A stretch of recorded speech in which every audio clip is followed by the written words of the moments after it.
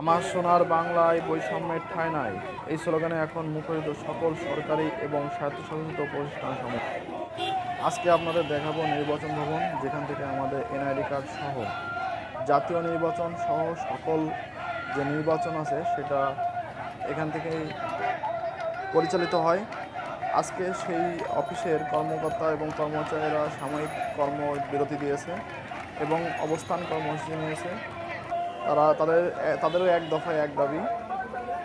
তারা বিভিন্ন রকম স্লোগান দিতেছে। বিশেষ করে যারা আউটসোর্সিংয়ে আছে তারা অনেক বছর ধরে কাজ করতেছে, কিন্তু তাদের এখনও রাজস্ব করা হয় নাই। বারবার তাদেরকে আশা দেওয়া হয়েছে এবং সেই চিঠি অর্থ মন্ত্রণালয়ে যে আটকে যায়।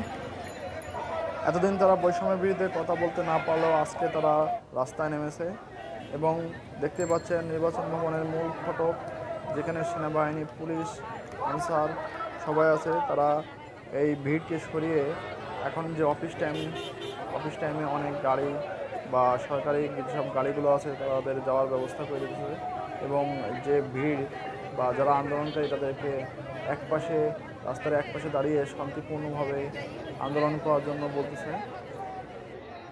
আপনারা দেখতে পাচ্ছেন এটা নির্বাচন ভবনের মূল ফটক, যেখানে যার সামনে আন্দোলনকারীরা বিক্ষোভ করতেছে এবং অবস্থান কর্মসূচি নিয়েছে।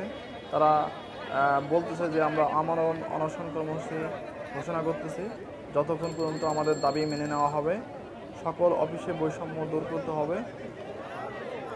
এছাড়া আপনারা জানেন যে বিগত সরকারের আমলে এনআইডি কার্ড স্বরাষ্ট্র মন্ত্রণালয়ের আন্ডারে দেওয়ার কথা ছিল, সেটা যাতে না যায়, যেহেতু নির্বাচন কমিশন এবং নির্বাচন ভবন থেকেই এনআইডি কার্ডের যে সকল কার্যক্রম সব কিন্তু সম্পন্ন করা হয়েছে, সেজন্যই তারা চাচ্ছে যে এখান থেকে যেন এনআইডি কার্ডের যে কার্যক্রম সেটা সরিয়ে নেওয়া না হয়।